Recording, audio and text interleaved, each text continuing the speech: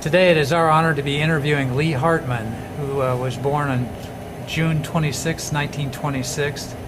Lee served in the Navy during World War II between June 1944 and June 1946, achieving the rank of motorist mate second class. Today is July 17, 2012. We are at the Clifford Thompson American Post 43 in Troy, Ohio. This interview is being conducted by Jeff Gerlach and assisted by Paul Holt as part of the Veterans History Project in connection with the American Folklife Center at the Library of Congress and under the sponsorship of the Clifford Thompson American Legion Post 43 and the Miami County Veterans History Project. Good afternoon, Lee. Hi. We want to thank you for adding your military experiences through this interview. To begin with, we'd like you to tell us a little bit about your early life in Troy and your background. Where you were born at, your parents' name, father's occupation, and so forth. My name's Lee Hartman. I was born in Troy in a house right north of the fairground. It was a farm at that time. My father farmed, and when I was about 5 years old, my mother had a heart attack and got sick. My father sold the farm out, all the cattle, and he had milked cows and built her a new house and moved it into Troy on McKay Avenue. And we lived there, and my mother died when I was 5 years old. I lived there with my father until I got married. I went to Troy High School. I went to Haywood the second year it was in existence. I went to Troy High School, and I had a letter in track and 2 in basketball and 1 in baseball. So they used to call it a 4-letter man. But in my day, that was pretty good. Nowadays, it's not a whole lot. I graduated in June the 6th from Troy High School, and 3 of our graduates, and one of them became mayor, Doug Camel and Dave Galbraith and Dale Vesper. We went touring to join the Navy, and I was the only one they would take at the time, but we were going to join the Marines, and we were going to wipe out this war in no time. However, they wouldn't take anybody but me, and I was the littlest one of the bunch. So I decided I'm not going to go by myself.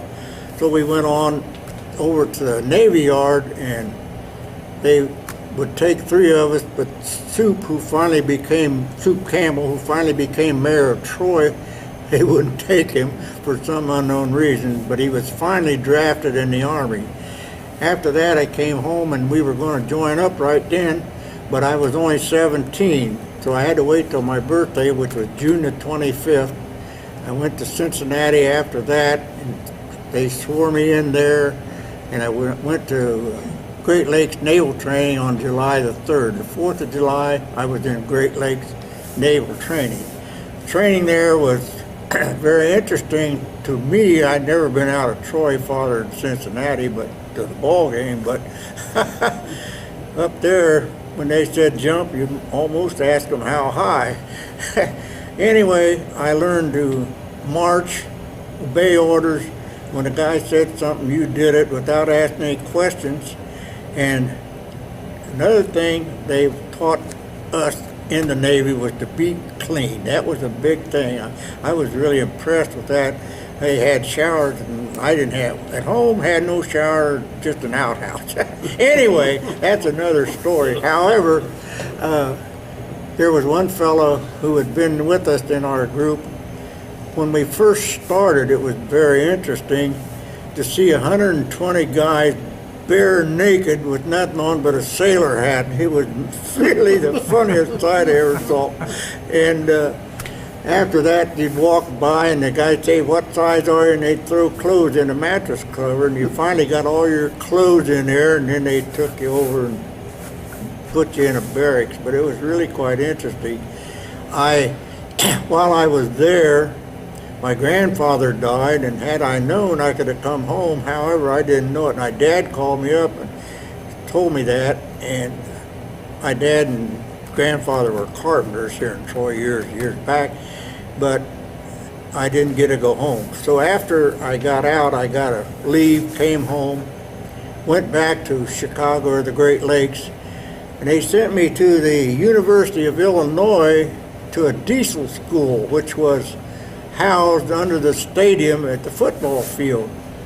And we studied a diesel engine there, and I didn't know anything about diesels. Of course, we had a old Chevy with spark plugs, and this had injectors. I never saw one before. And the funny part about that was the engine we were trained on, I never saw it again in the Navy. And I'm so glad, because I finally found out where they used the darn thing was on them little SVP boats that hauled guys from a livery ship to shore and dumped them out. I didn't want to do that. However, as it turned out, I got pretty close to the same thing. I went from University of Illinois diesel school to Little Creek, Virginia, to amphibious training, and we trained, and that's where our ship's crew more or less came together, and we took training out on the Chesapeake Bay, and it was pretty cold out there, and we were on a, I don't know what the heck, it was just a training ship. It wasn't the one we were going to use, but they showed us what we were supposed to do and the things you're supposed to learn. And from there, we sent us all to the Philadelphia Navy Yard to wait till our ship was done, finished. Anyway, after it was, we went to Wilmington, Delaware to pick up our ship, and there was a church group. It was a Jewish group with really the finest people I ever knew. Gave us a party because we were going to go, you know. So it was really nice, and then we went over and got our ship. We went back to Philly on it and picked up I call it a screw. It's a propeller for a tin can or a large destroyer that had lost one, and they had made it there, and we took it down to Tampa took it off and gave it to them in Tampa. Before we went there, on the way from Philadelphia, we found one of our crewmates had gone ashore and picked up a pup and had it in his pocket. It was just a little scrawny darn thing. Anyway, when we got to Tampa, we took off the screw and we took a collection to take the dog to the veterinary and have it spayed and all of its shots and everything.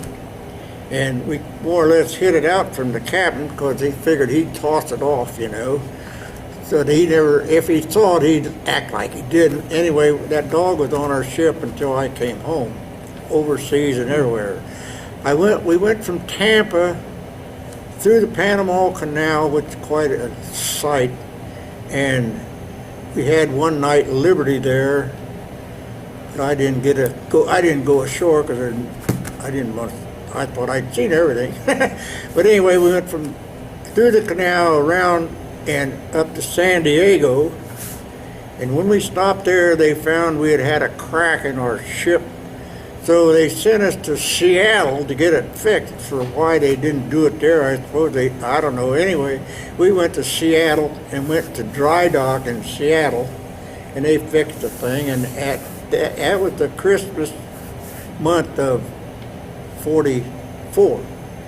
So I got to come home from Christmas from Seattle, right? Just had enough money to take a round trip ticket to get home and back. And after we got back to Seattle, we did some maneuvering up there. We went back from there to San Francisco, and we picked up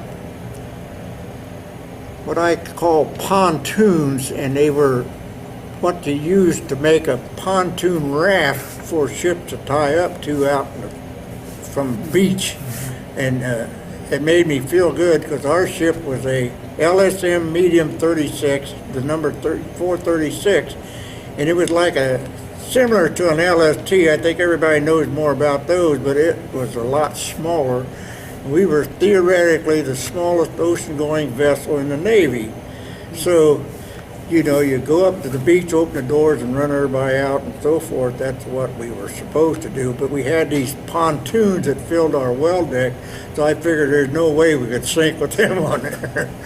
We finally got to Pearl Harbor, and we were there not very long, and we unloaded. I don't know where the heck we unloaded at, but anyway, we were sent on out to the South Pacific, and we stopped at we had a shipmate who got appendicitis en route, so we stopped. There was a hospital ship at the little island of Rhoda. It was anchored there, and we took, another ship came alongside, and we transported him across like you see in the movies and all that fancy crap, and they took him on a hospital ship at that little island of Rhoda, or not Rhoda, Anahuac, I'm sorry, little island of Anahuac, and eventually they, I guess, tested an atomic bomb on that island, and it's no longer there. It got wiped out completely. But we were to go to Saipan, and when we got there, they had it secured, so we didn't have to do anything. We anchored out a couple of days across from Saipan. We went swimming, which was a stupid thing to do, but we didn't. At our age, nobody cared or did anything. And from there, we went to Guam. Of course, that was in past January of '45, and we were on at Guam for, I don't know, quite a while. And we were loading to invade Japan. We had tanks aboard, and we were waiting on the crew for the tank crew and whoever else we were going to take with us when they dropped the atomic bomb, and we didn't have to go, fortunately, which saved me from ever going there, which is great. And a lot of people think that was terrible, and it was, to kill all those people, but it saved an awful lot of American people right along with it, and I was one of those, I feel sure. But anyway, after that was finished, while we were at Guam, a lot of our ships would run up to the beach side by side and have movies at night. Well, we were there too late, so we anchored out a little ways, about 100 yards from the beach, and the water was very shallow. And so at night we'd go ashore and go up and down and see who had what movie on to watch the movie. And it was really funny, the waves that go in and out, and we thought, boy, we had the doors open, we could run in there, and I was the fastest guy on the ship, and I never did make it without getting hit in the butt with a wave. But it was after that, we spent some time there. Then they sent us back to a little island of Rhoda that had been secure for over a year, and we went ashore, beach, opened the doors, and they ran about, I'm guessing how many, but I'd guess 500 Japanese prisoners in our well deck, and then we took them back to Guam and unloaded them. And they had a lot of Japanese equipment and swords and so forth, and I had the prettiest goddamn sword I ever saw. But when we got back to Guam, they confiscated everything we had, and I didn't get to keep anything. But anyway, when we got back there were some Marine guys who were stationed there from Guadalcanal or Iwo Jima or somewhere, and they'd give them a 10-man working detail of those Japs we had brought back, and they had to quit that because they'd take them out, be gone 2 hours, to come back and said, hey, I'll try to get away, give me 10 more. So they had to quit doing it. It was terrible, but they did it. And one of the other things that was amazing on Guam, I got to hear Tokyo Rose and her bazoo going off about, oh, you guys on Guam will never see home again, and stuff like that. But we did. But anyway, that was kind of an interesting thing. So after we got back to Guam, then they sent us on another mission. There were a bunch of Filipinos that had been on there, and they gave them to us to take back to the Philippines. We went from there to Manila, and with the troop full of Filipino soldiers who had we're sending back home. And en route, we hit a typhoon. And I want to tell you what, I never saw anything in my life like that. Our well deck was about 10 foot from where the tanks sit to the top of the deck, 10 to 12 feet high. And I was sitting on a little thing at the bottom of the well deck that they anchored the tanks to on the side. And that ship would roll, and you could look right straight out and see the water. And that's a 10-foot roll. I thought, oh boy. The only time in my life I ever wore my life jacket on the ship. But I was sure we were going to upset. But we spent 3 days on that in that thing. And we finally got to Manila, and everything turned out pretty good. In the aft troop compartment, there was a bearing for the main shaft, and it was supposed to be checked every shift. And I was on the 4 on to 4 off shift in the engine room. That's where the motor max worked. And it was my job to check that shaft. And the first day after the typhoon started, I went up there, looked in there, and there ain't no way you could go in there with those sick guys. And they were sick, and it was stunk really pitiful. So I never went in and checked it. And I told the chief, I said, you want to check that, you go do it. Anyway, it didn't cause any problem. We had radar on our ship, which was very new in those days, I'm sure. And we were going from Pearl Harbor on the way out to Saipan, and we were a convoy escort because we had radar, and if any subs were coming, we were supposed to be able to see them. Well, our helmsman one time, he was supposed to follow the light at the back of the ship in front of us. Well, and I was on the 12 to 4, and noon to 4, and 12 midnight to 4 in the morning. And when I got off at 4 in the morning, this guy had come off. He said, boy, that was the easiest steering I ever did. Come to find out, when it got daylight, we were lost. There wasn't a ship anywhere in sight. He had followed our bow light and stood the light over the fantail. And we didn't catch up with the convoy until afternoon, so then they dispersed and we went on. And as we were getting closer to Saipan, the quartermaster up there said, hey, there's something on the radar, and there was a little splotch on the thing that followed us for the next 2 days. Well, of course, if it was a submarine, well, nobody knew what it was, but if it were a submarine, they could have surfaced and blown us out of the water, which would have meant nothing to anybody. But finally, we saw a destroyer, and that spot disappeared. So we did, but that was one of the hairiest things I ever had in this part. And you raised an interesting point, though. I mean, even though the war was over in August of 1945. Yeah, that was before we got down there. Before you got down there, but even after that, you had to remain on high alert for a long time after the. Yeah, we were around quite a bit afterwards. War was over, 45 in August? Yeah. And we did all this other traipsing around. And on the way back, we were all in a hurry to get home.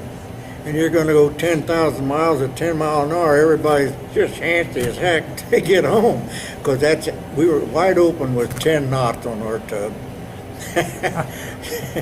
But anyway, after all that, we finally got through running around doing this and that, and they sent us back. And we came into San Diego, and of course, some of the guys got off at Pearl Harbor when we stopped there on the way back, and they had enough points, they went on home and got discharged, Well, I didn't have enough, so I had to stay on. And the dog was still on there all this time. And we had, 8 50 millimeter anti-aircraft guns and a double 40 millimeter, and that's all the firepower we had. But when we had gunnery practice, the dog would shiver, and she was just scared to death. She always hid under something. And one time, I remember we had gunnery practice, and they towed a big target behind an airplane, like a big balloon, or we fired at that thing for an hour and a half, and they dropped it, and there wasn't a hole in it. So I think everybody was scared they'd hit the airplane instead of the target, because if you wanted to hit the target, you had to aim the airplane well. I wasn't going to do that either, so we didn't hit it. But anyway, when I got home, or back to San Diego,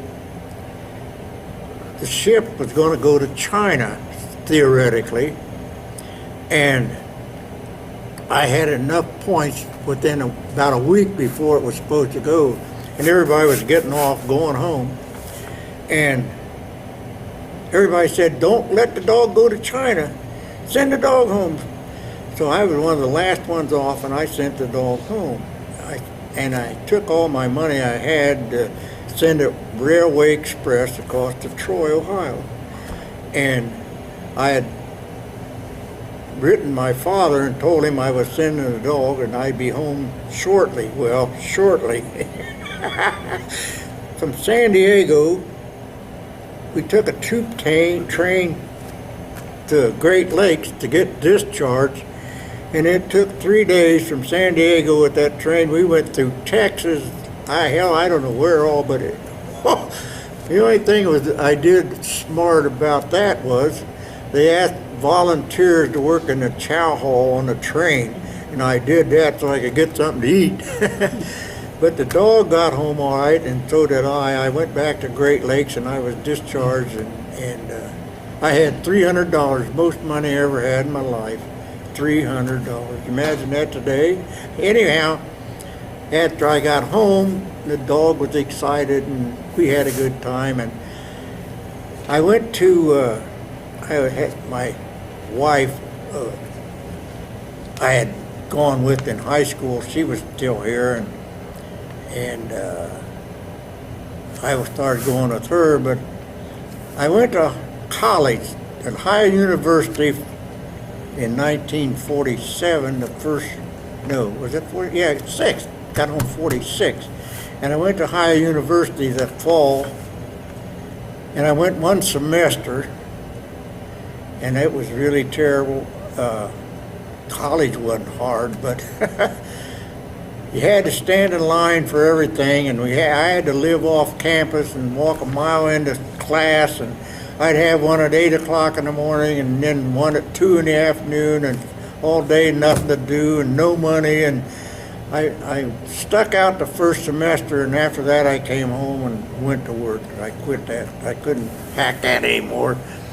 Then I worked at the Troy Lumber Company for a while, and then I went to Troy Sunshade, and my father-in-law to be had worked there. But after I got home, I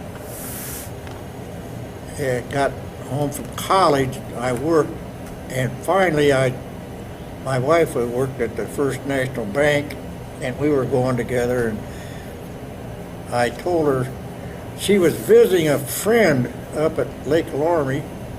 So I went up there and said, "Hey, we ought to get married. Is that okay with you?" She said, "Well, you have to ask my mother." I said, "I already did that. It's okay with her." So we got married August the 16th, 1947. It'll be 65 years this year. We're still hanging in there. We had 4 daughters. They all live around Troy. One of them lives in New Carlisle, which is the farthest away. They're all doing fine.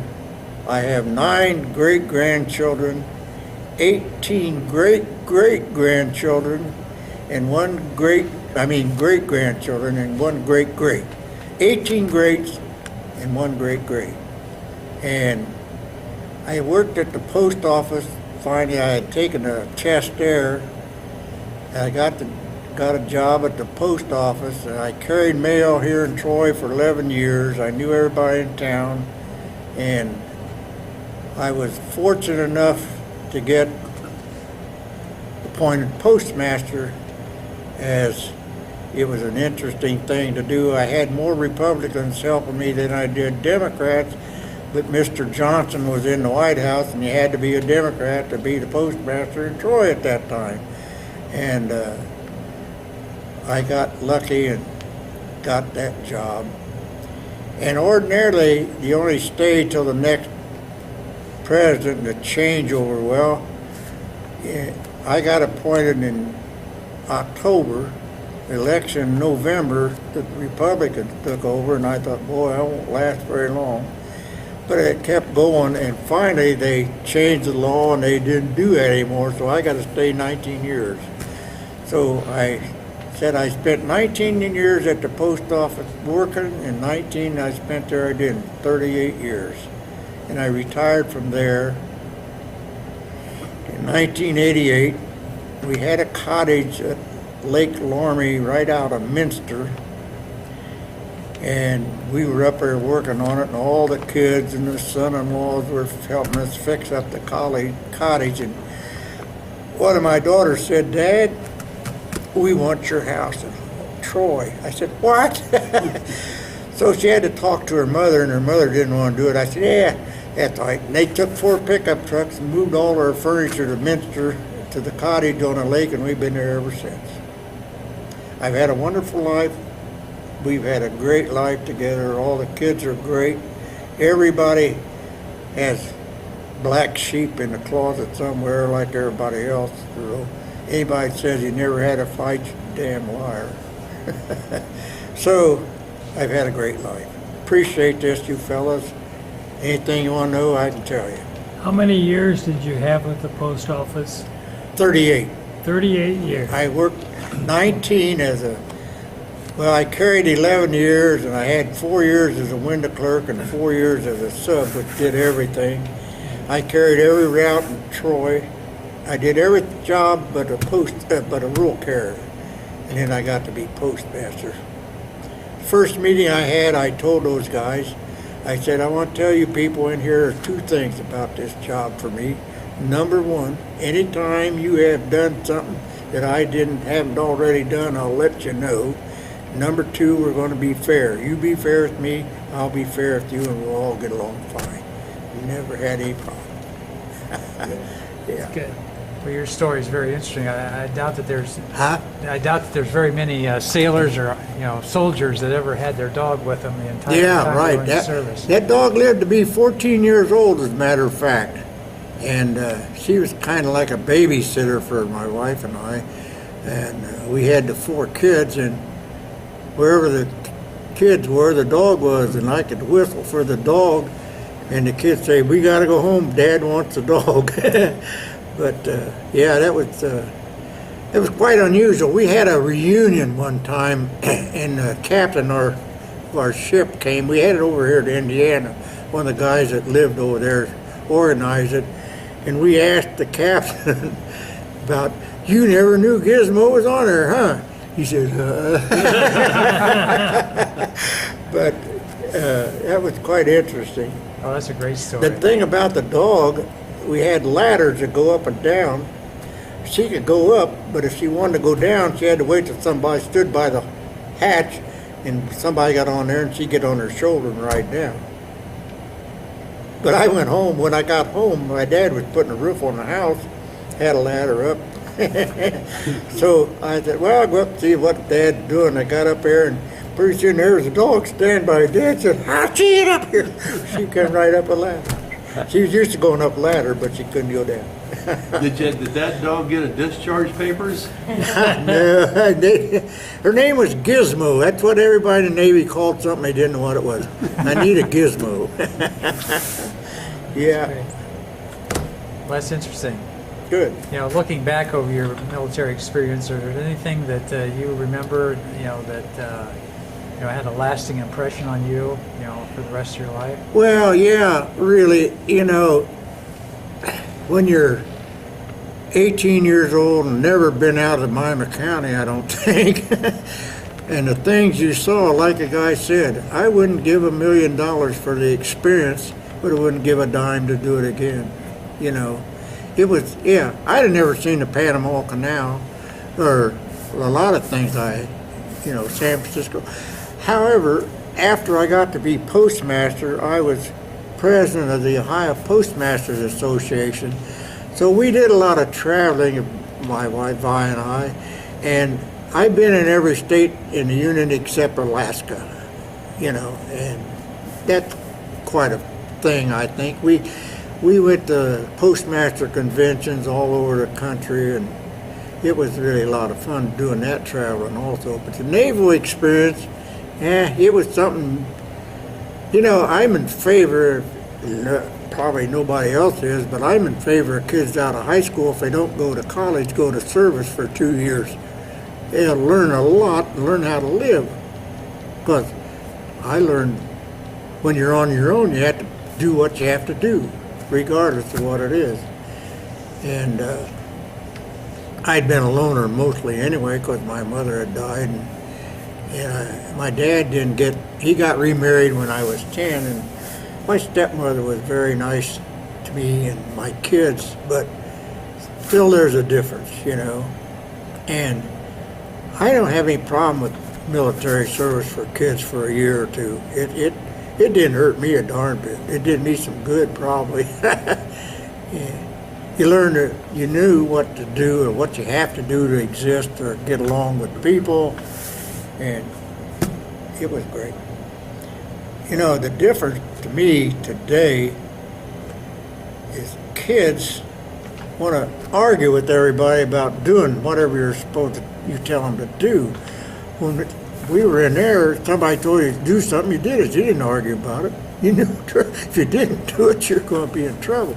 Sure. And nowadays, kids say, go to bed. I don't want to. I'd have got knocked right on my can, But yeah. Yeah, it's a great world. Well, Lee, we appreciate you coming in today. It was Yeah, certainly I an interesting enjoyed it. story. Yeah. And, on behalf of the American people and the Veterans History Project, we'd like to thank you for your service. Well, I did what everybody else did, do what they said. I had a good time. Thanks, guys. I appreciate it.